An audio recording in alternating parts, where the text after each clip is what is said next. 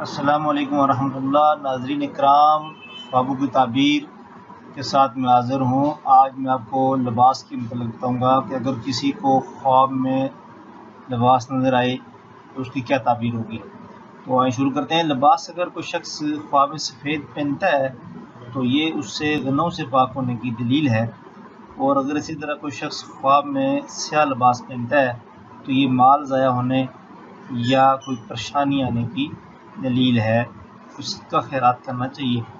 اسی طرح اگر لباس دہانی پہننا ہے اس نے خواب میں، تو یہ کوئی صدقہ خیرات وہ کرے گا یا وہ اس کی تقدس ہستی ہونے کی دلیل ہے، یعنی کہ معاشرے میں اس کی عزت ہوگی اور اس کی رونیت میں اضافہ ہوگا۔ اگر کوئی نیلا لباس پہنتا ہے تو اس کو حاجی ہونے کی دلیل ہے، اگر وہ حج نہیں کر سکتا تو کوئی ایسا کام کرے گا جس سے اس کو حج کا ثواب ملے گا۔ اگر وہ لباس پاکیزہ دیکھتا ہے کہ میں نے پاکیزہ اور صاف ستھرا لباس پہنا ہے تو یہ اس کے بلند مرتبہ ہونے کی نشانی ہے، دلیل ہے، اور نیک بیوی ملنے کی دلیل ہے۔ اگر کوئی عورت دیکھے تو اسے نیک مرد ملنے کی دلیل ہے۔ اگر تو لباس پیوند پہنا ہوا اس نے دیکھا ہے تو یہ فکر و تنگی اور پریشانی کی علامت سمجھی جاتی ہے۔